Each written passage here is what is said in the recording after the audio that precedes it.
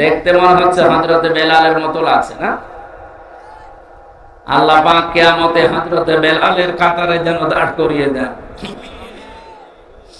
মাঝে মাঝে একা থাকলে মনে হয় এখনই যদি মারা যায়। আল্লাহ পাক যদি নিজের সামনে দাঁড়িয়ে জিজ্ঞাসা করে যে আমির হামজা, জুন মাসের 1 তারিখ পর্যন্ত তোরে মাফ করে দিলাম, যা শুধু 2 থেকে 10 এই 9 দিনের হিসাব দিয়ে জান্নাতে চলে যা। আমার তো মনে হয় এই 9 দিনের হিসাব এখনো আমার জোগাড় হয়নি।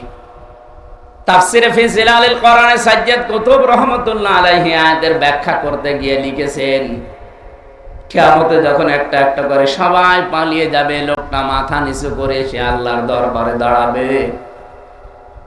লোকটা যদি জ্ঞানী হয়, জ্ঞানী মানে আলেম, এই লোকটাকে আল্লাহ চাদর দিয়ে ঘিরে নেবে, কুদরতি ভাবে ঘিরে একা একা জিজ্ঞাসা করবে, এই কাজগুলো করেছিলি? ও তো জানি যে আমার আগে পরের প্রকাশ্য গোপনের সব বিষয় আল্লাহর জানা আছে। মাথা নিচু করে বলবে, আল্লাহ হ্যাঁ আমি করেছি। আল্লাহ পাক ওই লোকটা আলেমের জন্য ওর দিকে তাকিয়ে এর অনুশোচনা অনুতপ্ত হওয়া দেখে ডাক দিয়ে বলবে, আমার দিকে তাকা, গোপনে তোরে মাফ করে দিলাম, কাউকে বলবি না, যা। আপনি কথার লোড কত টের পেয়েছেন? কিয়ামতের দিন আলেম এদেরকে আল্লাহ অপমান করবে না সবার সামনে, জন্য কুদরতের চাদর দিয়ে ঘিরে নেবে, অপরাধগুলো স্মরণ করাবে। ঠিক মাথা যখন নিচু করে অনুতপ্ত অনুশোচনা করবে, লোকটার জন্য আল্লাহ বলবে, কাউকে কিছু বলবে না, গোপনে তোরে মাফ করে দিলাম। কিয়ামতের ওই কঠিন ময়দানে এখানে যে কয়জন অন্তত নামের আগে মাওলানা লেখা আছে, আমরা বড় বিপদে আছি। হযরতে আবু দারদা বলেন, হাদিসের ব্যাখ্যা করতে গিয়ে, আমান আমিলা ফিহি মাজা, কিয়ামতের ময়দানে 5টি প্রশ্নের 5 নাম্বার আল্লাহ বলবে, যতটুকু জানতে তার কতটুকু মানতে, এটা বলো। উনি বলেন, আমার সবচেয়ে বেশি ভয় হয় এই পয়েন্টটার উপরে, কারণ আমি যতটুকু জানি ততটুকু তো মানতে পারি না। কিয়ামতের দিন আমার মনে হয় এই পয়েন্টটা এসে আমি ধরা খেয়ে যাব। এই যে আল্লাহর পাকের এই বিচার ব্যবস্থায় ওই জায়গায় আমার আশার সঞ্চার হয়। আলেমদেরকে আল্লাহ ঢেকে ফেলবেন কুদরতি চাদর দিয়ে, সবার সামনে অন্তত অপমান না করে বলবে, বান্দা কাউকে বলবি না, যা, আমার যে গফুর আর গফফার নাম আছে আমি তোরে মাফ করে দিলাম। পৃথিবীতে যত ইবাদত আছে আপনি চিন্তা করতে পারেন, সব নফল ইবাদতের ভেতরে আজকের এই অনুষ্ঠানটা আল্লাহর কাছে সব চাইতে দামি। সুতরাং যে আল্লাহ আমাদেরকে এতক্ষণ সময় ধৈর্য এবং সহ্য নিয়ে বসিয়ে রেখেছেন, জবান খুলে খুশি হয়ে বলেন আলহামদুলিল্লাহ। আল্লাহ রাব্বুল আলামিন বলেন, ভালো করে মিলাবেন নিজের জীবনের সাথে। আযকুর ফিল কিতাবি ইব্রাহিম বা ইব্রাহাম, এখানে 7টা কিরাত আছে। আমার বিশ্ববিদ্যালয় কোরআনের উপরে কিরাতের উপরে যে বিষয়টা আমি পড়েছিলাম 7 কিরাত, তার ভেতরে 2 কিরাত আমি এখানে পড়লাম। রব্বুল আলামিন বলেন, স্মরণ করো বা আলোচনা করেছি এই কিতাবের ভেতরে আমার নবী ইব্রাহিম আলাইহিস সালামের কাহিনী। ইন্নাহু কানা সিদ্দিকান নাবিয়্যা, নিশ্চয় অবশ্যই সে ছিল সিদ্দিক এবং নবী। তাহলে এখানে আমরা কিতাবের ভেতরে আলোচনা পাচ্ছি, অনেকগুলো মানুষের নামের আলোচনা আছে, তার ভেতরে 1 নম্বরে পেলাম ইব্রাহিম, যিনি আমাদের জাতির পিতা। মানিদ্দাআ মা লাইসা লাহু ফালাইসা মিন্না ওয়ালিয়াতাবাওয়া মাকআদাহু মিনান নার, মুসলিম শরীফের হাদিস। হযরতে আবু যর রাদিয়াল্লাহু তাআলা আনহু বর্ণনা করেন, কোন ব্যক্তি যদি এমন জিনিসের মালিকানা দাবি করে যে জিনিস তার না, জোর করে জবরদস্তি দখল করে নিজের আয়ত্তে নিয়ে নেয়, 2টা শাস্তি তার জন্যে। 1 নম্বরে ফালাইসা মিন্না, ওই দিন থেকে সে আর নবীর উম্মত নেই। আমার মনে হয় আগস্টের 5 তারিখের পর থেকে এই জন মাসের 10 তারিখ পর্যন্ত বহু মানুষ আল্লাহর নবীর উম্মতের তালিকায় আর নেই। 2 নাম্বারটা আরো কঠিন, ওয়ালিয়াতাবাওয়া মাকআদাহু মিনান নার, সে যেন জাহান্নামে নিজের স্থান একটা তৈরি করে নিল। সুতরাং যারা এই কাজ করেছেন এখনো করছেন, আপনি যদি এই টাকা, এই সম্পদ, এই মাল যদি তাকে ফেরত না দেন, আপনি মরে গেলে আমি না, কাবা শরীফের ইমামও যদি বলে বিসমিল্লাহি ওয়া আলা মিল্লাতি রাসূলিল্লাহ, কিছুই হবে না। আল্লাহর নামে রাসূলের দলে তুলে দিয়ে গেলাম, আপনি আল্লাহর নামেও নেই, রাসূলের দলেও নেই, এক কথা বলেন না কেন? সুতরাং আমরা চাই আমার নিজের জেলা এটা, 64 জেলার ভেতরে জেলার প্রতি আমার মায়া মহব্বত ভালোবাসা এমনি মানুষ হিসাবে একটু বেশি। সেই হিসাবে বলছি, যারা অন্যের সম্পদ দখল করেছেন ফেরত দেন। কারা কারা দেবেন হাত তোলেন তো। ও এলাকায় হালকা কয়েকজন আছে, ঠিক। হাদিস মনে হয় এখানে বলা আমার ঠিক হইল না নাকি? এলাকায় তো এগুলো নেই।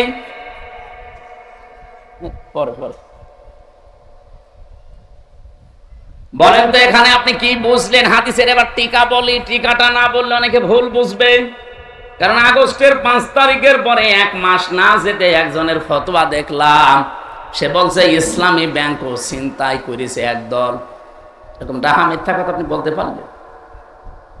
এবার টিকা বলি, তারপরে দেখেন তো হযরত আবু যর রাদিয়াল্লাহু তাআলা আনহু থেকে বর্ণিত, মুহাদ্দিসিন ইকরাম টিকায় লিখেছেন, কোন জিনিস যদি আপনার ছিল কিন্তু হাত ছাড়া হয়ে গেছে, হারিয়ে গেছে, বেদখল হয়েছে, ওটা যদি আপনি আবার ফেরত পান, তাহলে আপনি হাদিসের শাস্তির আওতামুক্ত থাকবেন।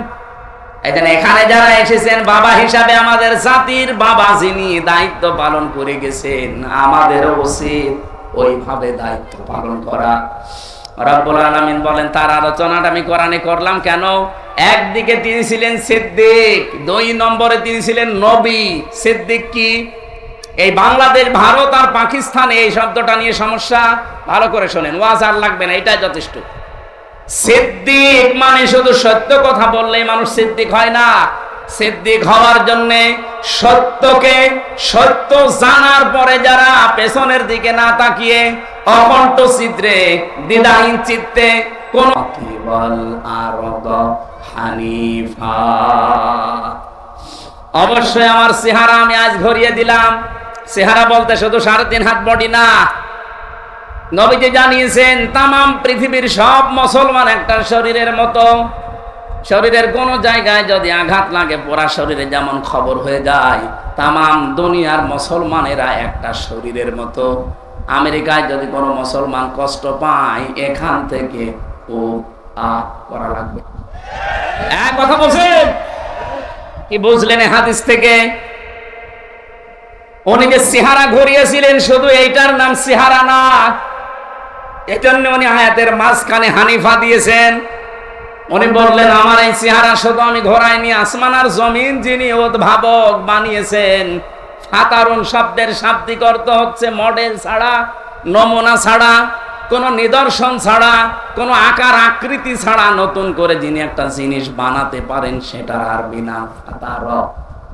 উনি ঘোষণা দেওয়ার ভেতরে আয়াতের শব্দ দেখেছেন, ইন্নী ওয়াজ্জাহাতু ওয়াজহিয়া লিল্লাযী ফাতারাস সামাওয়াতি ওয়াল আরদ হানিফা। জাতির লোকেরা আসমান আর জমিন যিনি কোন মডেল ছাড়া, নমুনা ছাড়া বানিয়েছেন, ওই আল্লাহর দিকে আমার সব আজ ঘুরিয়ে দিলাম। শুধু লোক দেখানোর জন্য না, শুধু আপনাদেরকে জানানোর জন্য না, আমি একনিষ্ঠ ভাবে আজ ঘুরলাম। আমি জানি আমার এই ঘোরাতে আমার বাবা বেজার হবে, কারণ আমার বাবা নিজে মূর্তির ব্যবসা করে।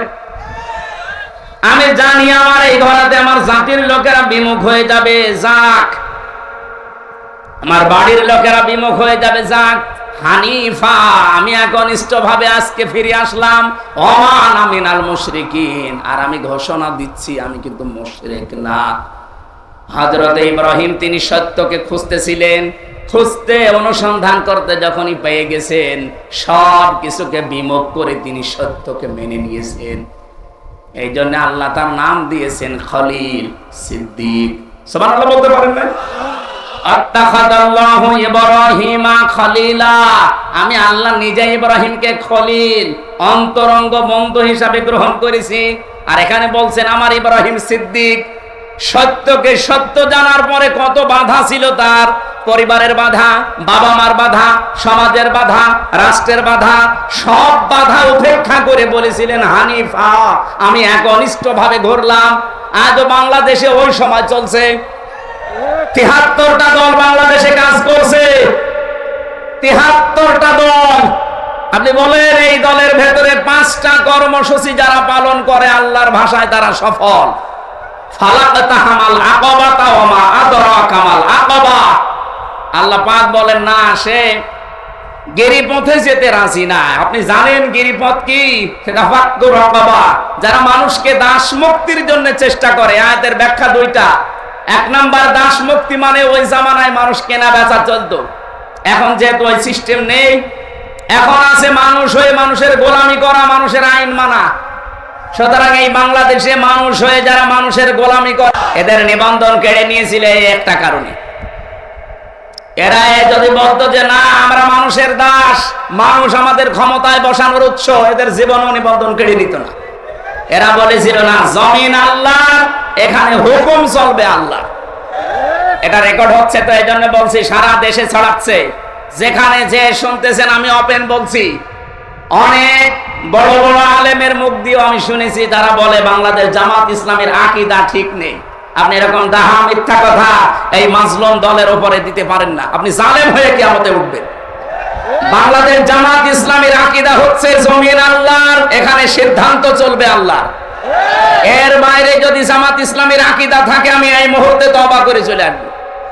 যারা জামাতের এখানে আছে জিজ্ঞাসা করে দেখেন তো আলেমকে, জমিন আল্লাহর আইন চলবে বাবার, জমিন আল্লাহর আইন চলবে মওদুদির।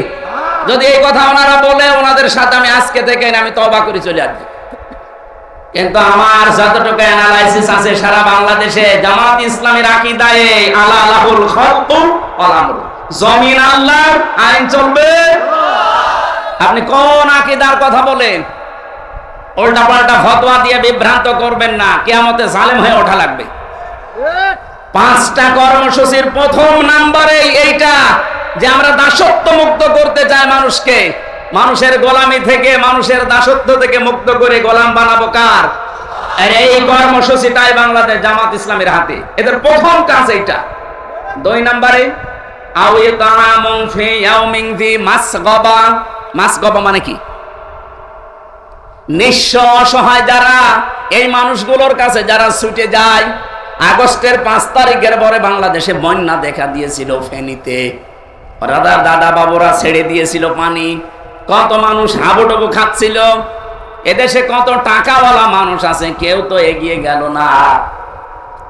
জামাতের আমিরে জামাত ডাক্তার শফিকুর রহমান এই পর্যন্ত পানির ভেতরে নেমে মানুষের বাড়িতে খাবার পৌঁছিয়েছে। এটা কি বানানো কথা? আরে ভাই, কোরআনের সাথে যাদের কর্মসূচি মিলে যায় সেখানে বাদ দিয়ে আপনি কোন জায়গায় দৌড়াচ্ছেন? আর কথা বললেই বলে হ্যাঁ হুজুর শুধু টেনে কথা বলে। টেনে কথা বলা কোরআন শরীফ মেলে তাদের সাথে, আপনার সাথে তো একটাও মেলে না। আপনার সাথে একটাও মেলে না, আপনার দিকে আমি যাবো কি? আমি কি বানাবো কোরআন শরীফ? 3 নম্বরে ইয়াতীমান দা মাকরাবা, গরীব থেকে এসেছে। যারা এতিম অসহায়, এই নিকট আত্মীয়র ভেতরে তাদের খোঁজ খবর রাখে।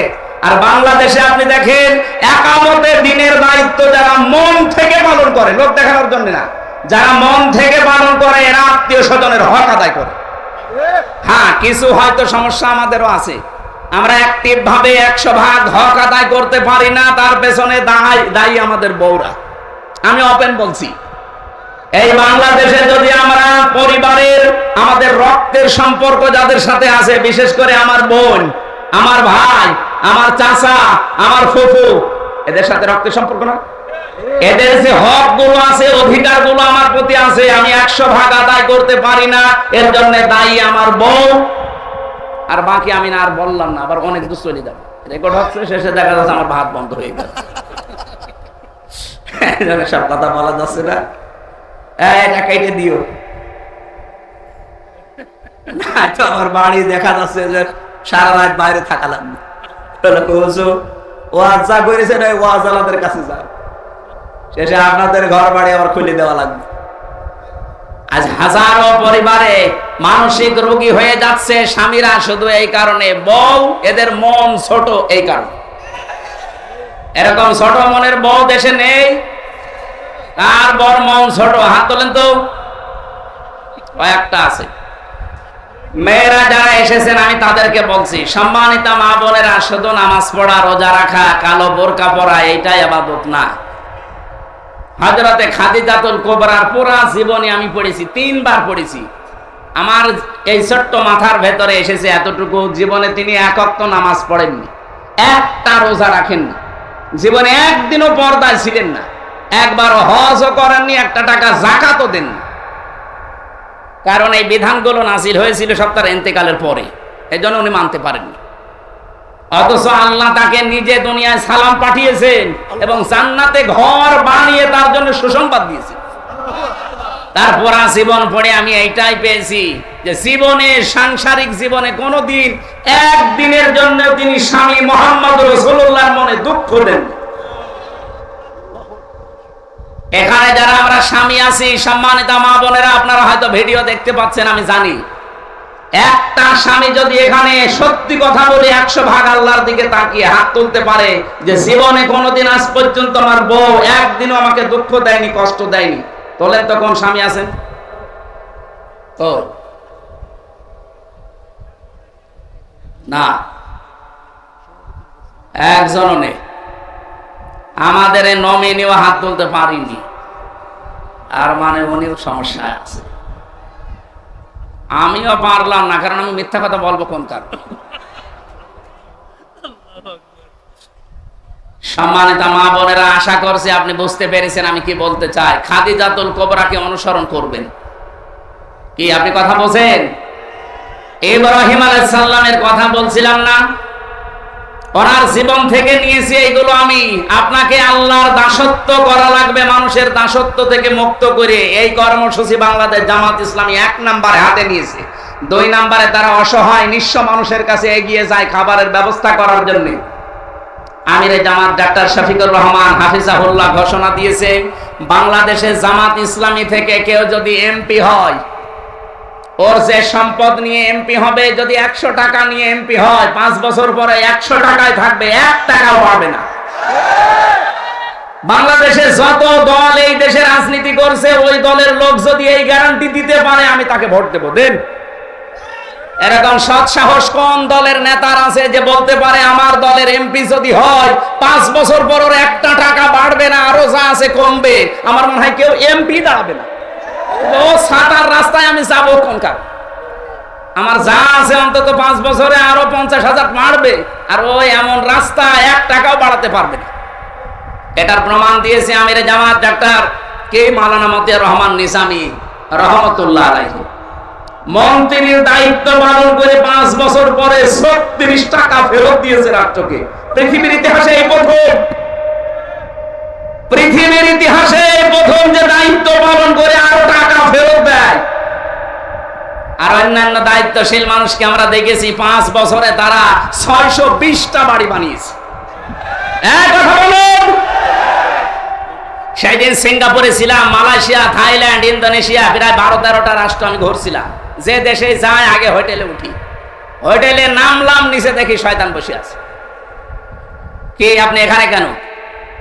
বছর আমি আগেই পালিয়েছি। আমি ভাব দেখে ফেলেছিলাম যে 3 তারিখের পরে অবস্থা ভালো না, ওই বিকালে আমি চলে এসেছি।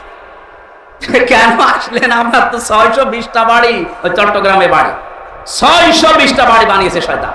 ওই মালয়েশিয়া ওর সাহেব পাড়া আছে, কিন্তু তালা লাগানো থাকে না। ওই হোটেল ভাড়া করে থাকে, এক একটা দিনের ভাড়া, রাতের ভাড়া 90,000 টাকা বাংলাদেশে। যে এখানে থাকেন আপনি, বাইরে চলেন, বাইরে যে মায়ের খাবো। বাঙালি আছে এই দেশে 20 লাখ, যদি আমারে বাইরে দেখতে পায় যে পিটিয়ে ভর্তা বানিয়ে ফেলবে। কি করলেন আপনি 15 বছরে? কেন আসলেন? আমির জামাত ডাক্তার শফিকুর রহমান এমনি তো বলে নাই, কারণ আমরা 54 বছরের ভেতরে, বিশেষ করে 15 বছর যে অত্যাচারে অত্যাচারিত হয়েছি, এই দেশের অন্য কেউ এরকম অত্যাচার সহ্য করে না। এত অত্যাচার সহ্য করার পরেও যদি আমাদের সম্পদ 2 টাকা থেকে 3 টাকা না হয়, এ বাংলাদেশ আমার নামে যদি আপনি সব লিখেও দেন, আমার যা আছে ওর চাইতে 1 টাকাও বাড়বে না ইনশাআল্লাহ।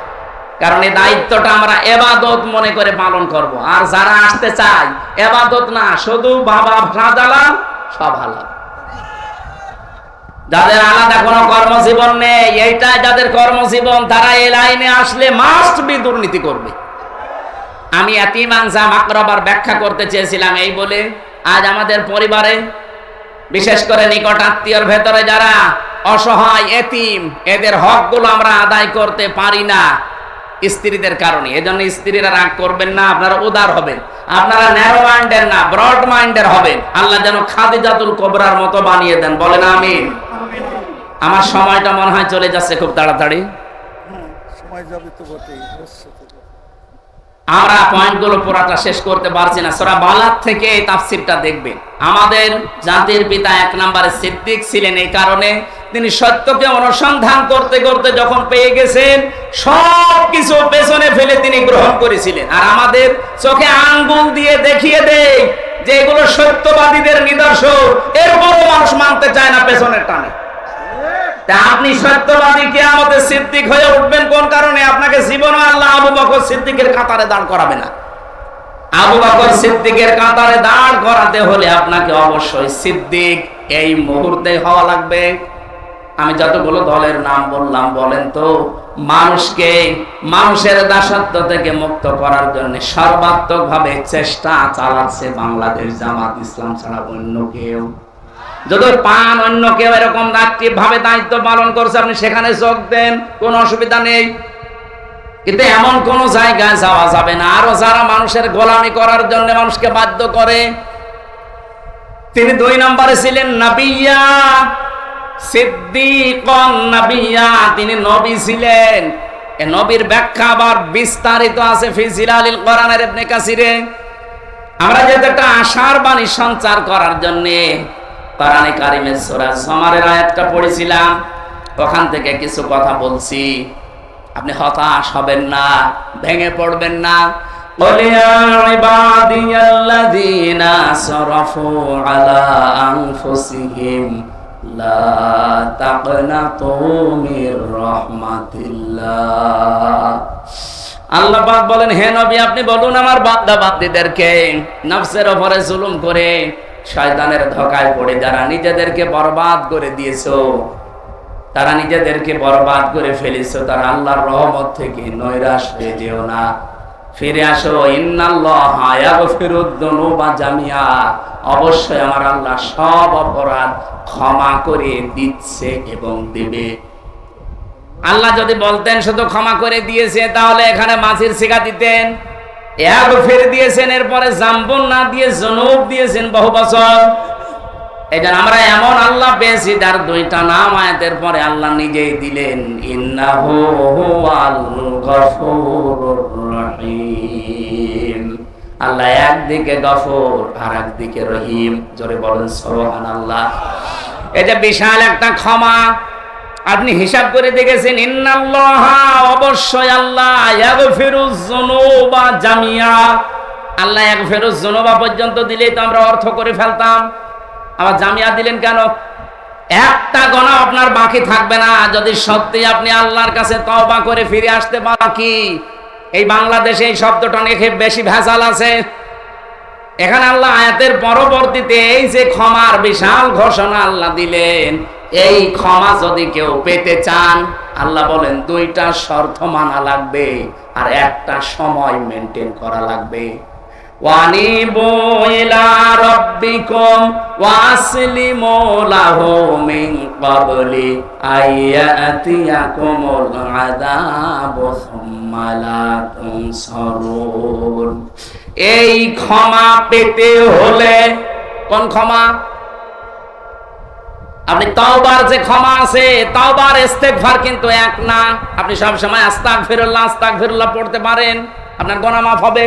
কিন্তু তাওবা যদি কোনো মানুষ করে, আর এই ক্ষমা যদি পেতে চান, তাওবার ক্ষমা শুধু তওবা করলে অপরাধগুলো আল্লাহ মাফ করে না, পুরা জায়গাটা আল্লাহ নেকি দিয়ে পাল্টিয়ে দেয়। ফাউলাইকা ইউবাদদিলুল্লাহু সাইয়্যাতিহিম হাসানাত, এই মানুষগুলোই তারা যাদের অপরাধগুলো আল্লাহ পাল্টিয়ে বদল করে পুরাটা নেকি দিয়ে ভরাট করে দিয়েছেন। সুতরাং তাওবা এটা মহান, এই ক্ষমা, এই তাওবা যদি কেউ গ্রহণ করাতে চায়, 1 নাম্বার শর্ত হচ্ছে ওয়ানিবু ইলা রাব্বিকুম, তাকে রবের দিকে ফিরে আসা লাগবে আমাদের জাতির পিতা ইব্রাহিমের মতো। ওয়াসলিমু লাহু মিন ক্বাবলি, আত্মসমর্পণ করা লাগবে ইব্রাহিমের মতো। কখন করবে? এই দুইটা শর্ত মানবে কখন? মিন ক্বাবলি আইয়াতিয়াকুমুল আযাব সুম্মা লা তুনসারুন, ওই আযাব আসার পূর্বে, যখন আর আমাদেরকে সাহায্য করা হবে না, আমাদের সাহায্য করা হবে না। কখন বলেন তো? বলেন বলেন। মরণের সময়। মরণের সময় যেহেতু আমাদের আর কোনো সাহায্য নেই, আর মরণ আসবে 41 সালে। যারা টার্গেট দিয়েছিলেন, আপনি কোন আশায় দিয়েছিলেন? আমি বসে আছি, দাঁড়া বসে, গ্যারান্টি আমার হাতে নেই। আর আপনি একবারে টার্গেট দিয়ে দিলেন যে 41 সাল। আপনার কি আজরাইলের সাথে কোনো কথা ছিল? বলুন। এখানে আয়াতে আমরা পেয়েছি 3টা বিষয়, 2টা শর্ত মানা লাগবে যদি কেউ জীবনের অপরাধ সব মাফ করে ওই জায়গাটা নেকি দিয়ে ভরাট করতে চায়। এটার নাম তাওবা। আর তাওবার শর্ত 3টা। 1 নম্বরে আপনাকে অপরাধ স্বীকার করা লাগবে। বাংলাদেশে এই সিস্টেম নেই, অপরাধ করে একজনের কাছে, স্বীকার করে আরেকজনের কাছে। এই যে এখন হজে যারা গেছে, দেখেন কাবার গিলাফ ধরে কাটতেছে। আরে ভাই, আপনি কাবার গিলাফ ধরে আল্লাহর কাছে কাটবেন, আপনি কি অপরাধ আল্লাহর কাছে সব করেছে? এই 15 বছরে যারা ভোট দিতে দেয়নি, তারা অপরাধ করেছে এই দেশের 18 কোটি মানুষের কাছে। এই কথা বলেন না কেন? আর আপনি এখন কাঁদছেন যে আল্লাহ আমারে মাফ করে দিন। জীবনও আপনাকে আল্লাহ মাফ করবে না। আপনি কি আল্লাহর কাছে দোষ করেছেন? আমার 33 বছর বয়স, আমি 18 বছর থেকে ভোট দিতে আরম্ভ করলে 3 বার ভোট দিতে পারতাম, একবারও পারি না। এই 15 বছরে যারা দায়িত্ব ছিল, এরা কি বৈধ আমার দৃষ্টিতে না অবৈধ? আপনাদের দৃষ্টিতে আপনি বৈধ বলেন, আপনি যেভাবেই হোক, মরা মানুষ তো ভোট দিয়েছে, কিন্তু আমি তো পারি না। তাহলে আমার দৃষ্টিতে তারা অবৈধ ছিল। কথা বলেন না কেন? আমার এই হক, এই অধিকারটা যারা কেড়ে নিয়েছে, ওরা যদি আমার কাছে মাফ না চায়, কাবা শরীফের কাছে মাফ চায়, মাফ হবে? এরকম মাফি অনেকে চায়। এই জন্য তাওবার প্রথম নিয়ম, অপরাধ যার কাছে স্বীকার করবেন তার কাছে। আর এইটাই বাংলাদেশে এস্টাবলিশ করা লাগবে আগামীতে। অপরাধ যার কাছে করবেন, স্বীকার করবেন তার কাছে। 2 নম্বরে অনুশোচনা করবেন, অনুতপ্ত হবেন। 3 নম্বরে জীবনে এই কাজ আর করবো না, ফিরে আসলাম, এর নাম তাওবা। এই 2টা শর্ত মেনে নেওয়া, আল্লাহর দিকে ফিরে আসা, আল্লাহর সামনে আত্মসমর্পণ করা, অনেক বলতে যত সহজ মনে হচ্ছে এত সহজ। এই কঠিন 2টা বিষয় মানুষ কখন মানবে? মৃত্যু আসার পূর্বে, যখন আমাদের আর সাহায্য করা হবে না। সুতরাং মরণের গ্যারান্টি যেহেতু আমাদের হাতে নেই, যখন তখন চলে আসতে পারে। এখানে আমাদের তাওবা করার সময় কখন? এক্ষুনি। কখন? আজকে এই মন থেকে এখানে তওবা করবেন। আমি আল্লাহর দিকে ফিরে আসলাম, ইব্রাহিম নবীর মতো বহু কিছু আমার ছাড় দেওয়া লাগতে পারে, আমার বাবাও আমার শত্রু হয়ে যেতে পারে, আমার পরিবার, আমার সমাজ, আমার রাষ্ট্র পর্যন্ত আমার পেছনে লাগতে পারে। একবার বলেন না কেন?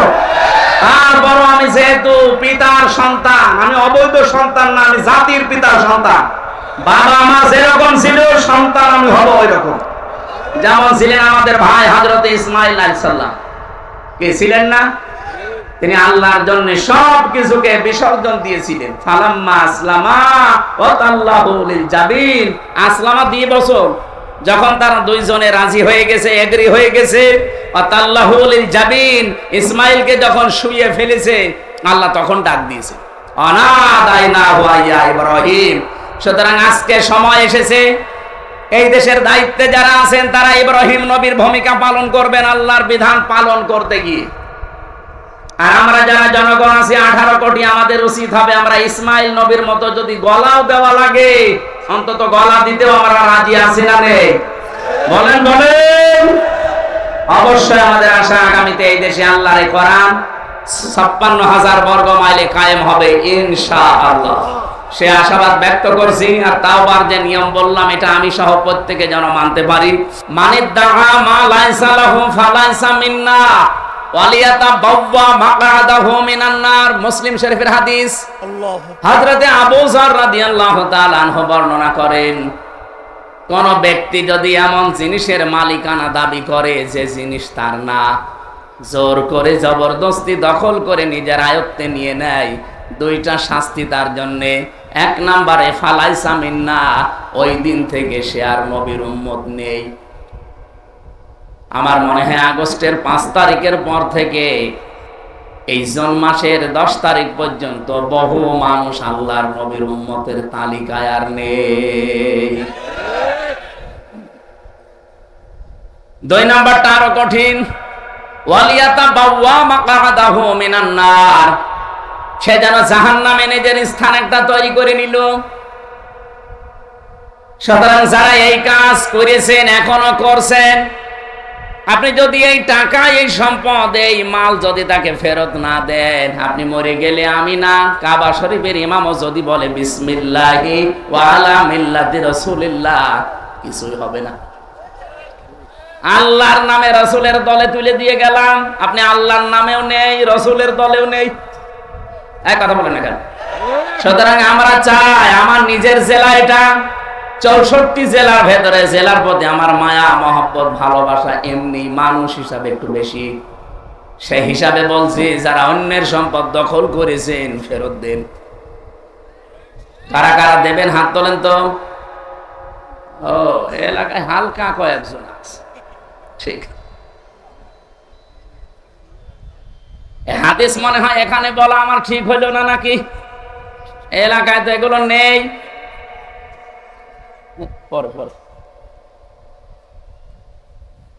বলেন তো এখানে আপনি কি বুঝলেন হাদিসের? এবার টিকা বলি, টিকাটা না বললে অনেকে ভুল বুঝবে। কারণ আগস্টের 5 তারিখের পরে 1 মাস না যেতে একজনের ফতোয়া দেখলাম, সে বলছে ইসলামী ব্যাংকও ছিনতাই করেছে একদল। এরকম ডাহা মিথ্যা কথা আপনি বলতে পারলেন? এবার টিকা বলি, তারপরে দেখেন তো, হযরত আবু যর রাদিয়াল্লাহু তাআলা আনহু থেকে বর্ণিত, মুহাদ্দিসিন ইকরাম টিকায় লিখেছেন, কোন জিনিস যদি আপনার ছিল কিন্তু হাত ছাড়া হয়ে গেছে, হারিয়ে গেছে, বেদখল হয়েছে, ওটা যদি আপনি আবার ফেরত পান, তাহলে আপনি হাদিসের শাস্তির আওতা মুক্ত থাকবেন। ও কুমারখালীবাসী, ভালো করে একটু শোনেন, ইসলামী ব্যাংক অনেকে বলে এটাও ছিনতাই হয়ে গেছে। কে বলেছে ছিনতাই হয়েছে? যাদের ব্যাংক তারা ফেরত পেয়েছে। ইসলামী ব্যাংকে আপনার বাবার বলেন, যারা মাথার ঘাম পায়ে ফেলে বানিয়েছিল তারা ফেরত পেয়েছে। শুধু ফেরত দিলেই হবে? ওদের তো অন্তত যা ক্ষতি করেছেন ক্ষতিপূরণ দেওয়া লাগবে।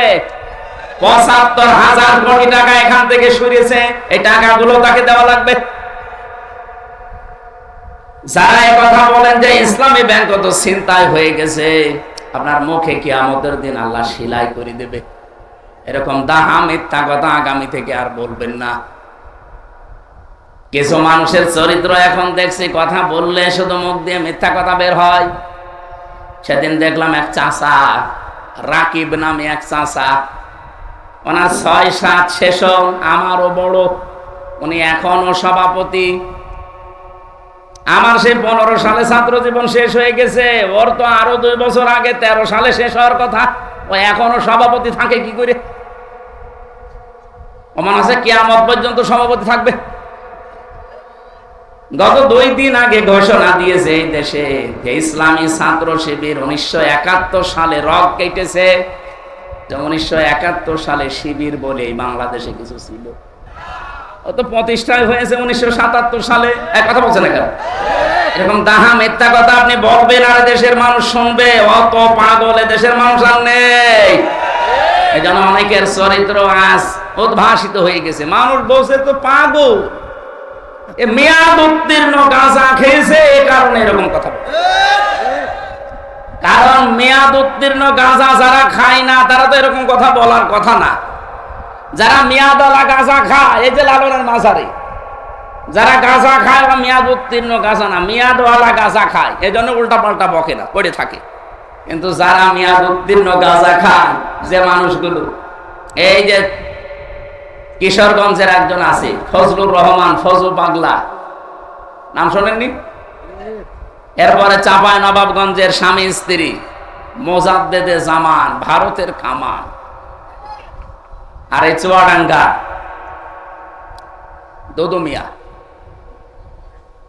এই মানুষগুলো যা কথাবার্তারা বলছে, একটা কথা আপনি সত্য পাচ্ছেন, আর এমন এমন কথা বলে যে বিষয়ে তাদের জ্ঞান নেই, অথচ কোরআনের নির্দেশ হলা তাকুফু মা লাইসা লাকা বিহি ইলমুন, যে বিষয়ে জ্ঞান নেই মুখ খুলবা না। আর ওরা যেটা জানে না ওটা বেশি করে বলে। আপনি আন্দাজে কেন বলতে গেলেন যে 1971 সালে শিবির যারা তারা রক কেটেছে? এরকম দাহা মিথ্যা কথা মানুষ শুনবে। এদের জন্ম 1977 সালে। আমি কি বানিয়ে বলছি? এই জন্য যেই জিনিস যার ছিল কিন্তু হারিয়ে ফেলেছিল, ওইটা যদি সে ফেরত পায় এই হাদিসের শাস্তির আওতা মুক্ত থাকবে। সে নবীর উম্মত থেকে বের হয়ে যাবে না, জাহান্নামে তার স্থান তৈরি হবে না। সুতরাং ইসলামী ব্যাংক যাদের ছিল তারা ফেরত পেয়েছে, এই হাদিস তাদের জন্য না। কিন্তু যে জিনিস যার না, সে যদি জোর করে ওইটা নিয়ে নেয়, জবরদস্তি করে দখল করে নেয়, আল্লাহর কসম আপনি নবীর উম্মত আর নেই। আপনি যতই নামাজ পড়েন, রোজা রাখেন, কে কথা বললেন না কেন? আশা করছে আপনি হাদিসের এই বাংলা ভাষা বুঝে ফেলেছেন। এরপরেও যদি কার কপালে হেদায়েত না আসে, এ দোষ আমির হামজার। কার? আল্লাহর দোষ। হেদায়েত পাওয়ার যোগ্যতা থাকা লাগবে না, আল্লাহ আন্দাজে হেদায়েত দেবে। সুতরাং যোগ্যতা অর্জন করেন, হেদায়েত পাওয়া যাবে। আমরা কিতাবের ভেতরে আমাকে যে রিমান্ডে এই প্রশ্নটা করার পরে যেই বলেছে ইব্রাহিম নবী আমাদের জাতির পিতা, উনি বলছে না, হিন্দু মানুষ বলতেই পারে। কিন্তু পাশাপাশি দেখলাম একজন এসপি, ওই লোকটার নাম শেখ ইমরান হোসেন। নাম কেমন সুন্দর দেখেছে? নামের আগে আবার কি? এটা আসল না, ডুপ্লিকেট। ওই চাকরি নেওয়ার জন্য লাগিস। এই শেখ সাহেব এসে বলছে, হ্যাঁ জাতির পিতা আপনি বঙ্গবন্ধুকে মানেন না, আপনি কোন দেশের মানুষ? কেন বাংলাদেশের? না না, এই দেশে বাস করতে হলে জাতির পিতা বঙ্গবন্ধুকে মানা লাগে। আমি কোরআনের বাইরে চলে যাচ্ছে, বলছে যাক। এই ছিল দেশের অবস্থা। অথচ জাতির পিতা ইব্রাহিম এ ঘোষণা হামজা দিয়েছে কে? বলেন বলেন। আল্লাহ বলেন হুয়া সাম্মাকুমুল মুসলিমিন, তিনি তোমাদের নাম মুসলমান রেখেছেন। এই হুয়ার ফাইল হয় আল্লাহ তাআলা নিজে অথবা ইব্রাহিম নবী, যেহেতু তিনি আমাদের পিতা। এ জাতি হিসাবে আমাদের নাম, আমরা শুধু বাঙালি না, আমরা জাতি হিসাবে কি? মুসলিম। জোরে বলেন কি? আরে দেশি হিসাবে আমরা বাংলাদেশি। আমার নাম এমনিতেই একজন হলে হামজা, কিন্তু জাতি হিসাবে দাবি করলে আমি বাঙালি না, শুধু আমি কি? আমি মুসলিম জাতি হিসাবে। আর দেশ হিসাবে বসবাস করি বাংলাদেশে, এই জন্য আমি বাংলাদেশি। হুয়া সাম্মাকুমুল মুসলিমিন, এই শব্দ দিয়ে আমি কয়েকটা মাসলা পেয়েছি। তাফসিরে মুফাসসির বলেন বাবা হিসাবে এখানে প্রায় 13টা দায়িত্ব চলে আসে। এখানে যারা বাবা আছেন, শুধুমাত্র জন্ম দিলেই বাবা হওয়া যাবে না, কমপক্ষে 13টা দায়িত্ব সন্তানের উপরে পালন করা লাগবে। আর আমাদের যিনি জাতির পিতা ইব্রাহিম নবী, 13টা দায়িত্বই তিনি পালন করেছেন। সুবহানাল্লাহ বলতে পারেন না? 1 নম্বরে সন্তানের নাম রাখা তিনি রেখেছেন। কি সুন্দর অর্থবোধক নাম দেখেছেন। আমরা অনেক বাবা এখানে বসে আছি, সন্তানের নাম এমন ভাবে রাখি ও কি হিন্দু না মুসলমান ও সাদা বোঝা যায় না। আপনি রাগ করবেন, এই যে জয় বলেন তো কোন ধর্মের মানুষ মনে করবো? এরপরে আর একজন আছে তার বোন, বলেন আপনি কি মনে করবেন তারে? আপনি নাম দেখেই যদি ফেরেশতা মনে করে কি ধর্মের লাগাবো, ফেরেশতা তো মনে হয় তাল দল পাকিয়ে যাবে যে এর নাম দেখে তো আমি টের পাচ্ছি না, এরা কি বলে ডাকবো। এই জন্য বাবা হিসাবে যারা এখানে দায়িত্বে আছেন, সন্তান হলে এমন একটা অর্থবোধক নাম রাখবেন, কিয়ামতের দিন আল্লাহ যদি কিছুই না পায় মাফ করার জন্যে, ওসিলা হিসাবে যেন অর্থবোধ একটা সুন্দর নাম পায়। জোরে বলেন সুবহানাল্লাহ। সেদিন বড় বাজারে কুষ্টিয়ায় একটা দোকানের নাম লেখা দেখলাম, মহিন স্টোর। জিজ্ঞাসা করছে, ভাই কি? বলছে, আমার ছেলের নাম। ছেলের নাম মহিন স্টোর দিয়েছেন কেন? কোরআন শরীফ পড়তে গিয়ে পেয়েছি, ওয়ালাহুম আযাবুম মুহিন। মহিন মানে জানে? নিকৃষ্ট। মহিন মানে কি? ওয়ালাহুম আযাবুম মুহিন। আল্লাহ বলেন তাদের জন্য নিকৃষ্ট আযাব, শাস্তি। আপনি এরকম নাম কোরআন শরীফ পড়লেন আর রেখে দিলেন, একটু অর্থ দেখবেন না? এখানে যারা এসেছেন বাবা হিসাবে, আমাদের জাতির বাবা যিনি দায়িত্ব পালন করে গেছেন, আমাদেরও উচিত ওইভাবে দায়িত্ব পালন করা। রব্বুল আলামিন বলেন, তার আলোচনাটা আমি কোরআনে করলাম কেন? একদিকে তিনি ছিলেন সিদ্দিক, 2 নম্বরে তিনি ছিলেন নবী। সিদ্দিক কি? এই বাংলাদেশ, ভারত আর পাকিস্তানে এই শব্দটা নিয়ে সমস্যা। ভালো করে শোনেন, ওয়াজ আর লাগবে না, এটাই যথেষ্ট। সিদ্দিক মানে শুধু সত্য কথা বললেই মানুষ সিদ্দিক হয় না। সিদ্দিক হওয়ার জন্য সত্যকে সত্য জানার পরে যারা পেছনের দিকে না তাকিয়ে অকণ্ঠ চিত্রে, দ্বিধাহীন চিত্তে কোন হানিফা। অবশ্যই আমার চেহারা আমি আজ ধরিয়ে দিলাম। চেহারা বলতে শুধু 3.5 হাত বডি না। নবীজি জানিয়েছেন তামাম পৃথিবীর সব মুসলমান একটা শরীরের মতো।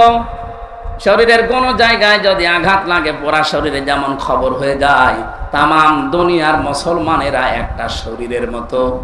আমেরিকায় যদি কোনো মুসলমান কষ্ট পায়, এখান থেকে ও আ করা লাগবে। এক কথা বলছেন কি? বুঝলেন হাদিস থেকে? উনি যে চেহারা ঘুরিয়েছিলেন, শুধু এইটার নাম চেহারা না, এজন্য উনি আয়াতের মাঝখানে হানিফা দিয়েছেন। উনি বললেন, আমার এই চেহারা শুধু আমি ঘোরাইনি, আসমান আর জমিন যিনি উদ্ভাবক বানিয়েছেন। ফাতারুন শব্দের শাব্দিক অর্থ হচ্ছে মডেল ছাড়া, নমুনা ছাড়া, কোন নিদর্শন ছাড়া, কোন আকার আকৃতি ছাড়া নতুন করে যিনি একটা জিনিস বানাতে পারেন, সেটার আরবি নাম ফাতার। উনি ঘোষণা দেওয়ার ভেতরে আয়াতের শব্দ দেখেছেন, ইন্নী ওয়াজ্জাহাতু ওয়াজহিয়া লিল্লাযী ফাতারাস সামাওয়াতি ওয়াল আরদ হানিফা। জাতির লোকেরা আসমান আর জমিন যিনি কোন মডেল ছাড়া, নমুনা ছাড়া বানিয়েছেন, ওই আল্লাহর দিকে আমার সব আজ ঘুরিয়ে দিলাম। শুধু লোক দেখানোর জন্য না, শুধু আপনাদেরকে জানানোর জন্য না, আমি একনিষ্ঠ ভাবে আজ ঘুরলাম। আমি জানি আমার এই ঘোরাতে আমার বাবা বেজার হবে, কারণ আমার বাবা নিজে মূর্তির ব্যবসা করে। আমি জানি আমার এই ঘোরাতে আমার জাতির লোকেরা বিমুখ হয়ে যাবে, যাক। আমার বাড়ির লোকেরা বিমুখ হয়ে যাবে, যাক। হানিফা, আমি একনিষ্ঠ ভাবে আজকে ফিরে আসলাম। ওমান মিনাল মুশরিকিন, আর আমি ঘোষণা দিচ্ছি আমি কিন্তু মুশরিক না। হযরত ইব্রাহিম তিনি সত্যকে খুঁজতেছিলেন, খুঁজতে অনুসন্ধান করতে যখনই পেয়ে গেছেন, সব কিছুকে বিমুখ করে তিনি সত্যকে মেনে নিয়েছেন। এই জন্য আল্লাহ তার নাম দিয়েছেন খলিল, সিদ্দিক। সুবহানাল্লাহ বলতে পারেন না? আত্তাখাদাল্লাহু ইব্রাহিমা খলিলা, আমি আল্লাহ নিজে ইব্রাহিমকে খলিল, অন্তরঙ্গ বন্ধু হিসাবে গ্রহণ করেছি। আর এখানে বলছেন আমার ইব্রাহিম সিদ্দিক। সত্যকে সত্য জানার পরে কত বাধা ছিল তার, পরিবারের বাধা, বাবা মার বাধা, সমাজের বাধা, রাষ্ট্রের বাধা, সব বাধা উপেক্ষা করে বলেছিলেন হানিফা, আমি একনিষ্ঠ ভাবে ঘুরলাম। আজও বাংলাদেশে ওই সময় চলছে। 73টা দল বাংলাদেশে কাজ করছে, 73টা দল। আপনি বলেন এই দলের ভেতরে 5টা কর্মসূচি যারা পালন করে, আল্লাহর ভাষায় তারা সফল। ফালাকতাহামাল আকাবাতা ওয়া মা আদরাকা মাল আকাবা। আল্লাহ পাক বলেন না, সে গিরিপথে যেতে রাজি না। আপনি জানেন গিরিপথ কি? সেটা ফাক্কুর রাকাবা, যারা মানুষকে দাস মুক্তির জন্য চেষ্টা করে। আয়াতের ব্যাখ্যা 2টা। 1 নাম্বার, দাস মুক্তি মানে ওই জামানায় মানুষ কেনা বেচা চলতো। এখন যেহেতু ওই সিস্টেম নেই, এখন আছে মানুষ হয়ে মানুষের গোলামি করা, মানুষের আইন মানা। সুতরাং এই বাংলাদেশে মানুষ হয়ে যারা মানুষের গোলামি করে, এদের নিবন্ধন কেড়ে নিয়েছিল এই একটা কারণে। এরা যদি বলতো যে না আমরা মানুষের দাস, মানুষ আমাদের ক্ষমতায় বসানোর উৎস, এদের জীবনও নিবন্ধন কেড়ে নিত না। এরা বলেছিল না জমিন আল্লাহ, এখানে হুকুম চলবে আল্লাহ। এটা রেকর্ড হচ্ছে, তো এই জন্য বলছি সারা দেশে ছড়াচ্ছে। যেখানে যে শুনতেছেন আমি ওপেন বলছি, অনেক বড় বড় আলেমের মুখ দিয়েও আমি শুনেছি তারা বলে বাংলাদেশ জামাত ইসলামের আকীদা ঠিক নেই। আপনি এরকম দাহা মিথ্যা কথা এই মাজলুম দলের উপরে দিতে পারেন না, আপনি জালেম হয়ে কিয়ামতে উঠবেন। বাংলাদেশ জামাত ইসলামের আকীদা হচ্ছে জমিন আল্লাহর, এখানে সিদ্ধান্ত চলবে আল্লাহর। এর বাইরে যদি জামাত ইসলামের আকীদা থাকে আমি এই মুহূর্তে তওবা করে চলে আসবো। যারা জামাতের এখানে আছে জিজ্ঞাসা করে দেখেন তো আলেমকে, জমিন আল্লাহর আইন চলবে বাবার, জমিন আল্লাহর আইন চলবে মওদুদির। যদি এই কথা ওনারা বলে, ওনাদের সাথে আমি আজকে থেকে আমি তওবা করে চলে আসবো। কিন্তু আমার যতটুকু অ্যানালাইসিস আছে সারা বাংলাদেশে জামাত ইসলামের আকীদায়ে আলা লাহুল খালকু ওয়াল আমরু, জমিন আল্লাহর আইন চলবে। আপনি কোন আকীদার কথা বলেন? উল্টা পাল্টা ফতোয়া দিয়ে বিভ্রান্ত করবেন না, কিয়ামতে জালেম হয়ে ওঠা লাগবে। 5টা কর্মসূচির প্রথম নাম্বারে এইটা যে আমরা দাসত্ব মুক্ত করতে চাই মানুষকে, মানুষের গোলামি থেকে, মানুষের দাসত্ব থেকে মুক্ত করে গোলাম বানাবো কার? আর এই কর্মসূচিটাই বাংলাদেশ জামাত ইসলামের হাতে, এদের প্রথম কাজ এইটা। 2 নম্বরে আউয়াতামুন ফি ইয়াউমিন ফি মাসগাবা। মাসগাবা মানে কি? নিঃস্ব অসহায় যারা, এই মানুষগুলোর কাছে যারা ছুটে যায়। আগস্টের 5 তারিখের পরে বাংলাদেশে বন্যা দেখা দিয়েছিল ফেনীতে, দাদা বাবুরা ছেড়ে দিয়েছিল পানি, কত মানুষ হাবুডুবু খাচ্ছিল। এদেশে কত টাকাওয়ালা মানুষ আছে, কেউ তো এগিয়ে গেল না। জামাতের আমিরে জামাত ডাক্তার শফিকুর রহমান এই পর্যন্ত পানির ভেতরে নেমে মানুষের বাড়িতে খাবার পৌঁছিয়েছে। এটা কি বানানো কথা? আরে ভাই, কোরআনের সাথে যাদের কর্মসূচি মিলে যায় সেখানে বাদ দিয়ে আপনি কোন জায়গায় দৌড়াচ্ছেন? আর কথা বললেই বলে হ্যাঁ হুজুর শুধু টেনে কথা বলে। টেনে কথা বলা কোরআন শরীফ মেলে তাদের সাথে, আপনার সাথে তো একটাও মেলে না। আপনার সাথে একটাও মেলে না, আপনার দিকে আমি যাবো কি? আমি কি বানাবো কোরআন শরীফ? 3 নম্বরে ইয়াতীমান দা মাকরাবা, গরীব থেকে এসেছে যারা এতিম অসহায়, এই নিকট আত্মীয়র ভেতরে তাদের খোঁজ খবর রাখে। আর বাংলাদেশে আপনি দেখেন একামতে দিনের দায়িত্ব যারা মন থেকে পালন করে, লোক দেখানোর জন্য না, যারা মন থেকে পালন করে এরা আত্মীয় স্বজনের হক আদায় করে। হ্যাঁ, কিছু হয়তো সমস্যা আমাদেরও আছে, আমরা অ্যাক্টিভ ভাবে 100% হক আদায় করতে পারি না, তার পেছনে দায়ী আমাদের বউরা। আমি ওপেন বলছি, এই বাংলাদেশে যদি আমরা পরিবারের, আমাদের রক্তের সম্পর্ক যাদের সাথে আছে, বিশেষ করে আমার বোন, আমার ভাই, আমার চাচা, আমার ফুফু, এদের সাথে রক্তের সম্পর্ক না, এদের যে হক গুলো আছে, অধিকার গুলো আমার প্রতি আছে, আমি 100% আদায় করতে পারি না, এর জন্য দায়ী আমার বউ। আর বাকি আমি না আর বললাম না, আবার অনেক দূর চলে যাবে। রেকর্ড হচ্ছে, শেষে দেখা যাচ্ছে আমার ভাত বন্ধ হয়ে গেল। সব কথা বলা যাচ্ছে না, এটা কেটে দিও না তো। আমার বাড়ি দেখা যাচ্ছে যে সারা রাত বাইরে থাকা লাগবে। ওয়াজ যা করেছে না, ওয়াজ আলাদের কাছে যাও, শেষে আপনাদের ঘর বাড়ি আবার খুলে দেওয়া লাগবে। আজ হাজারো পরিবারে মানসিক রোগী হয়ে যাচ্ছে স্বামীরা, শুধু এই কারণে বউ এদের মন ছোট। এই কারণে এরকম ছোট মনের বউ দেশে নেই। কার বড় মন ছোট? হাত তোলেন তো। কয়েকটা আছে। মেয়েরা যারা এসেছেন আমি তাদেরকে বলছি, সম্মানিতা মা বোনেরা, শুধু নামাজ পড়া, রোজা রাখা, কালো বোরকা পরা এইটাই ইবাদত না। হযরতে খাদিজাতুল কুবরার পুরা জীবনে আমি পড়েছি, 3 বার পড়েছি। আমার এই ছোট্ট মাথার ভেতরে এসেছে এতটুকু, জীবনে তিনি 1 ওয়াক্ত নামাজ পড়েননি, একটা রোজা রাখেননি, জীবনে একদিনও পর্দায় ছিলেন না, একবারও হজও করেননি, 1 টাকা যাকাতও দেননি। কারণ এই বিধানগুলো নাযিল হয়েছিল সব তার ইন্তেকালের পরে, এই জন্য উনি মানতে পারেননি। অথচ আল্লাহ তাকে নিজে দুনিয়ায় সালাম পাঠিয়েছেন এবং জান্নাতে ঘর বানিয়ে তার জন্য সুসংবাদ দিয়েছেন। তারপর জীবন পড়ে আমি এইটাই পেয়েছি যে জীবনে, সাংসারিক জীবনে কোনোদিন একদিনের জন্য তিনি স্বামী মুহাম্মদ রাসূলুল্লাহর মনে দুঃখ দেন। এখানে যারা আমরা স্বামী আছি, সম্মানিত মা বোনেরা, আপনারা হয়তো ভিডিও দেখতে পাচ্ছেন, আমি জানি। একটা স্বামী যদি এখানে সত্যি কথা বলে 100 ভাগ আল্লাহর দিকে তাকিয়ে হাত তুলতে পারে যে জীবনে কোনোদিন আজ পর্যন্ত আমার বউ একদিনও আমাকে দুঃখ দেয়নি, কষ্ট দেয়নি, বলেন তো কোন স্বামী আছেন? তো না, একজনও নেই। আমাদের নমিনিও হাত তুলতে পারিনি, আর মানে উনিও সমস্যায় আছে। আমিও পারলাম না, কারণ আমি মিথ্যা কথা বলবো কোন কারণে। সম্মানিত মা বোনেরা, আশা করছি আপনি বুঝতে পেরেছেন আমি কি বলতে চাই। খাদিজাতুল কুবরাকে অনুসরণ করবেন। কি আপনি কথা বলছেন? ইব্রাহিম আলাইহিস সালামের কথা বলছিলাম না? ওনার জীবন থেকে নিয়েছি এইগুলো আমি। আপনাকে আল্লাহর দাসত্ব করা লাগবে, মানুষের দাসত্ব থেকে মুক্ত করে। এই কর্মসূচি বাংলাদেশ জামাত ইসলামী 1 নম্বরে হাতে নিয়েছে। 2 নম্বরে তারা অসহায় নিঃস্ব মানুষের কাছে এগিয়ে যায় খাবারের ব্যবস্থা করার জন্য। আমিরে জামাত ডাক্তার শফিকুর রহমান হাফিজাহুল্লাহ ঘোষণা দিয়েছে, বাংলাদেশে জামাত ইসলামী থেকে কেউ যদি এমপি হয়, ওর যে সম্পদ নিয়ে এমপি হবে, যদি 100 টাকা নিয়ে এমপি হয়, 5 বছর পরে 100 টাকায় থাকবে, 1 টাকাও পাবে না। বাংলাদেশে যত দল এই দেশে রাজনীতি করছে, ওই দলের লোক যদি এই গ্যারান্টি দিতে পারে আমি তাকে ভোট দেব, দেন।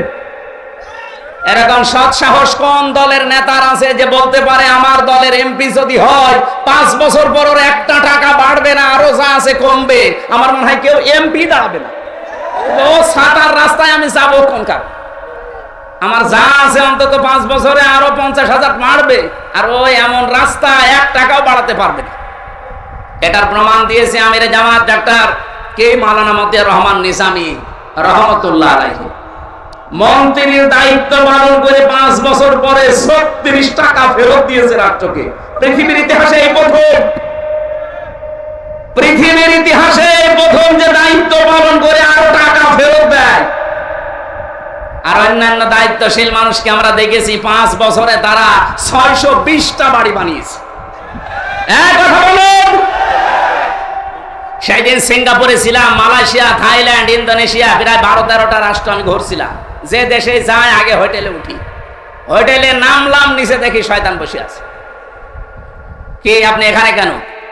বছর বছর আমি আগেই পালিয়েছি। আমি ভাব দেখে ফেলেছিলাম যে 3 তারিখের পরে অবস্থা ভালো না, ওই বিকালে আমি চলে এসেছি। কেন আসলেন? আপনার তো 620টা বাড়ি, ওই চট্টগ্রামে বাড়ি 620টা বাড়ি বানিয়েছে শয়তান। ওই মালয়েশিয়া ওর সাহেব পাড়া আছে, কিন্তু তালা লাগানো থাকে না। ওই হোটেল ভাড়া করে থাকে, এক একটা দিনের ভাড়া, রাতের ভাড়া 90,000 টাকা বাংলাদেশে। যে এখানে থাকেন আপনি, বাইরে চলেন, বাইরে যে মায়ের খাবো। বাঙালি আছে এই দেশে 20 লাখ, যদি আমারে বাইরে দেখতে পায় যে পিটিয়ে ভক্ত বানিয়ে ফেলে। কি করলেন আপনি 15 বছরে? কেন আসলেন? আমিরে জামাত ডাক্তার শফিকুর রহমান এমনি তো বলে নাই, কারণ আমরা 54 বছরের ভেতরে, বিশেষ করে 15 বছর যে অত্যাচারে অত্যাচারিত হয়েছি, এই দেশের অন্য কেউ এরকম অত্যাচার সহ্য করে না। এত অত্যাচার সহ্য করার পরেও যদি আমাদের সম্পদ 2 টাকা থেকে 3 টাকা না হয়, এ বাংলাদেশ আমার নামে যদি আপনি সব লিখেও দেন, আমার যা আছে ওর চাইতে 1 টাকাও বাড়বে না ইনশাআল্লাহ। কারণ এই দায়িত্বটা আমরা ইবাদত মনে করে পালন করব। আর যারা আসতে চায়, ইবাদত না, শুধু বাবা শাহজালাল সব হালাল। যাদের আলাদা কোনো কর্মজীবন নেই, এইটাই যাদের কর্মজীবন, তারা এই লাইনে আসলে মাস্ট বি দুর্নীতি করবে।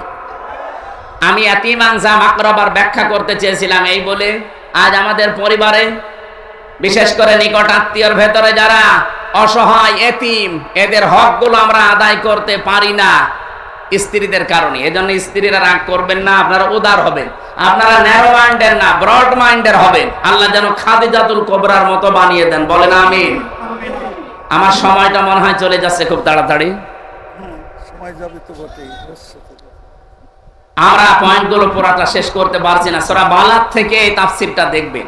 আমাদের জাতির পিতা 1 নম্বরে সিদ্দিক ছিলেন, এই কারণে তিনি সত্যকে অনুসন্ধান করতে করতে যখন পেয়ে গেছেন সবকিছু পেছনে ফেলে তিনি গ্রহণ করেছিলেন। আর আমাদের চোখে আঙ্গুল দিয়ে দেখিয়ে দেয় যে এগুলো সত্যবাদীদের নিদর্শন, এরপরও মানুষ মানতে চায় না পেছনের টানে। তা আপনি সত্যবাদী কিয়ামতে সিদ্দিক হয়ে উঠবেন কোন কারণে? আপনাকে জীবনে আল্লাহ আবু বকর সিদ্দিকের কাতারে দাঁড় করাবে না। আবু বকর সিদ্দিকের কাতারে দাঁড় করাতে হলে আপনাকে অবশ্যই সিদ্দিক এই মুহূর্তে হওয়া লাগবে। আমি যতগুলো দলের নাম বললাম, বলেন তো মানুষকে মানুষের দাসত্ব থেকে মুক্ত করার জন্য সর্বাত্মকভাবে চেষ্টা চালাচ্ছে বাংলাদেশ জামাত ইসলাম ছাড়া অন্য কেউ? যদি পান অন্য কেউ এরকম অ্যাক্টিভ ভাবে দায়িত্ব পালন করছে, আপনি সেখানে যোগ দেন, কোনো অসুবিধা নেই। কিন্তু এমন কোন জায়গায় যাওয়া যাবে না আরো যারা মানুষের গোলামি করার জন্য মানুষকে বাধ্য করে। তিনি 2 নম্বরে ছিলেন নবিয়্যা, সিদ্দীকুন নবিয়্যা, তিনি নবী ছিলেন। এই নবীর ব্যাখ্যা আবার বিস্তারিত আছে ফি জিলালিল কোরআনের ইবনে কাসিরে। আমরা যেটা একটা আশার বাণী সঞ্চার করার জন্য কোরআনে কারিমের সূরা জুমারের আয়াতটা পড়েছিলাম, ওখান থেকে কিছু কথা বলছি। আপনি হতাশ হবেন না, ভেঙে পড়বেন না। قل يا عبادي الذين أسرفوا على أنفسهم لا تقنطوا من رحمة الله। আল্লাহ পাক বলেন, হে নবী আপনি বলুন আমার বান্দা বান্দীদেরকে নফসের উপরে জুলুম করে শয়তানের ধোঁকায় পড়ে যারা নিজেদেরকে বরবাদ করে দিয়েছো, তারা নিজেদেরকে বরবাদ করে ফেলেছো, তারা আল্লাহর রহমত থেকে নৈরাশ হয়ে যেও না, ফিরে আসো। ইন্নাল্লাহা ইয়াগফিরুদ যুনুবা জামিআ, অবশ্যই আমার আল্লাহ সব অপরাধ ক্ষমা করে দিচ্ছে এবং দেবে। আল্লাহ যদি বলতেন শুধু ক্ষমা করে দিয়েছে, তাহলে এখানে মাছির শিখা দিতেন। ইয়াগফির দিয়েছেন, এরপরে জাম্বুন না দিয়ে যুনুব দিয়েছেন বহু বছর। এজন্য আমরা এমন আল্লাহ পেয়েছি যার 2টা নাম আয়াতের পরে আল্লাহ নিজেই দিলেন, ইন্নাহু হুয়াল গফুরুর রহিম। আল্লাহ একদিকে গফুর আর একদিকে রহিম। জোরে বলেন সুবহানাল্লাহ। এটা বিশাল একটা ক্ষমা। আপনি হিসাব করে দেখেছেন, ইন্নাল্লাহা, অবশ্যই আল্লাহ, ইয়াগফিরুজ যুনুবা জামিআ। আল্লাহ ইয়াগফিরুজ যুনুবা পর্যন্ত দিলেই তো আমরা অর্থ করে ফেলতাম, আবার জামিয়া দিলেন কেন? একটা গুনাহ আপনার বাকি থাকবে না যদি সত্যি আপনি আল্লাহর কাছে তওবা করে ফিরে আসতে পারেন। কি এই বাংলাদেশে এই শব্দটা নিয়ে বেশি ভেজাল আছে। এখানে আল্লাহ আয়াতের পরবর্তীতে এই যে ক্ষমার বিশাল ঘোষণা আল্লাহ দিলেন, এই ক্ষমা যদি কেউ পেতে চান, আল্লাহ বলেন 2টা শর্ত মানা লাগবে আর একটা সময় মেনটেন করা লাগবে। ওয়ানিবু ইলা রাব্বিকুম ওয়াসলিমু লাহু মিন ক্বাবলি আইয়াতিয়াকুমুল আযাবু সুম্মা লা তুনসারুন। এই ক্ষমা পেতে হলে, কোন ক্ষমা? আপনি তওবার যে ক্ষমা আছে, তওবার ইস্তেগফার কিন্তু এক না। আপনি সব সময় আস্তাগফিরুল্লাহ আস্তাগফিরুল্লাহ পড়তে পারেন, আপনার গুনাহ মাফ হবে। কিন্তু তাওবা যদি কোনো মানুষ করে, আর এই ক্ষমা যদি পেতে চান, তাওবার ক্ষমা শুধু তওবা করলে অপরাধগুলো আল্লাহ মাফ করে না, পুরা জায়গাটা আল্লাহ নেকি দিয়ে পাল্টিয়ে দেয়। ফাউলাইকা ইউবাদদিলুল্লাহু সাইয়্যাতিহিম হাসানাত। এই মানুষগুলোই তারা যাদের অপরাধগুলো আল্লাহ পাল্টিয়ে বদল করে পুরাটা নেকি দিয়ে ভরাট করে দিয়েছেন। সুতরাং তাওবা এটা মহান। এই ক্ষমা, এই তাওবা যদি কেউ গ্রহণ করাতে চায়, 1 নাম্বার শর্ত হচ্ছে ওয়ানিবু ইলা রাব্বিকুম, তাকে রবের দিকে ফিরে আসা লাগবে আমাদের জাতির পিতা ইব্রাহিমের মতো। ওয়াসলিমু লাহু মিন ক্বাবলি, আত্মসমর্পণ করা লাগবে ইব্রাহিমের মতো। কখন করবে? এই 2টা শর্ত মানবে কখন? মিন ক্বাবলি আইয়াতিয়াকুমুল আযাব সুম্মা লা তুনসারুন, ওই আযাব আসার পূর্বে, যখন আর আমাদেরকে সাহায্য করা হবে না। আমাদের সাহায্য করা হবে না কখন বলেন তো? বলেন বলেন। মরণের সময়।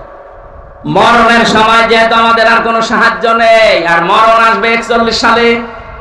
যারা টার্গেট দিয়েছিলেন আপনি কোন আশায় দিয়েছিলেন? আমি বসে আছি, দাঁড়া বসে, গ্যারান্টি আমার হাতে নেই। আর আপনি একবারে টার্গেট দিয়ে দিলেন যে 41 সাল। আপনার কি আজরাইলের সাথে কোনো কথা ছিল? বলেন। এখানে আয়াতে আমরা পেয়েছি 3টা বিষয়।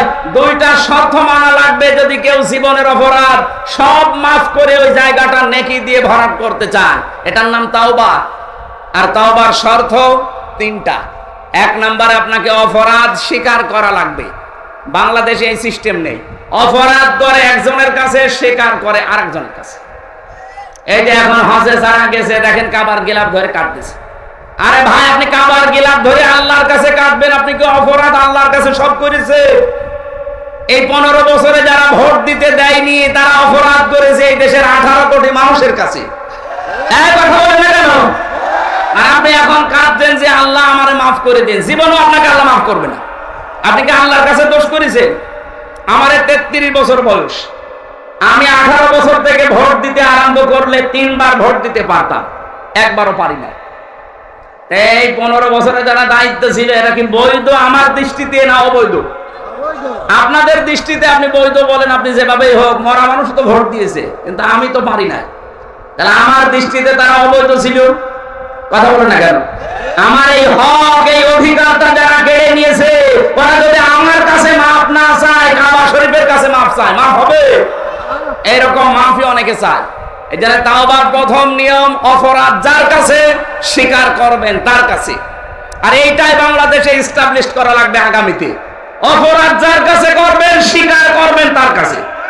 2 নম্বরে অনুশোচনা করবেন, অনুতপ্ত হবেন। 3 নম্বরে জীবনে এই কাজ আর করব না, ফিরে আসলাম, এর নাম তাওবা।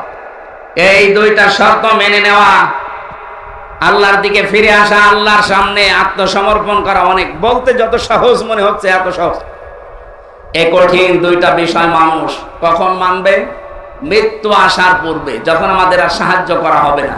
সুতরাং মরণের গ্যারান্টি যেহেতু আমাদের হাতে নেই, যখন তখন চলে আসতে পারে। এই জন্য আমাদের তাওবা করার সময় কখন? এক্ষুনি। কখন? আজকে এই মন থেকে এখানে তওবা করবেন। আমি আল্লাহর দিকে ফিরে আসলাম। ইব্রাহিম নবীর মতো বহু কিছু আমার ছাড় দেওয়া লাগতে পারে। আমার বাবাও আমার শত্রু হয়ে যেতে পারে। আমার পরিবার, আমার সমাজ, আমার রাষ্ট্র পর্যন্ত আমার পেছনে লাগতে পারে। একবার বলেন না কেন? আর বড় আমি যেহেতু পিতার সন্তান, আমি অবৈধ সন্তান না, আমি জাতির পিতার সন্তান। বাবা আমার যেরকম ছিল, সন্তান আমি হব ওই রকম। যেমন ছিলেন আমাদের ভাই হযরত ইসমাঈল আলাইহিস সালাম। কে ছিলেন না?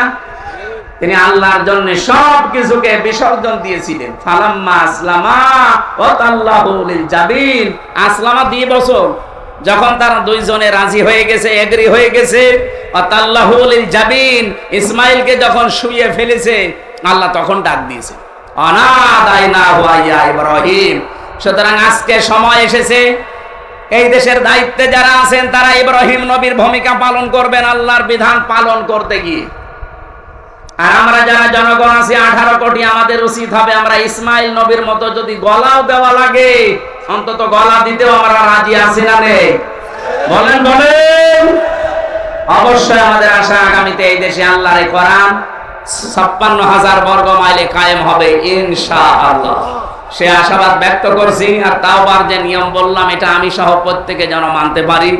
আজকে যেহেতু প্রচন্ড গরম পড়ছে, আজকের মতো শেষ করছি। আসসালামু আলাইকুম।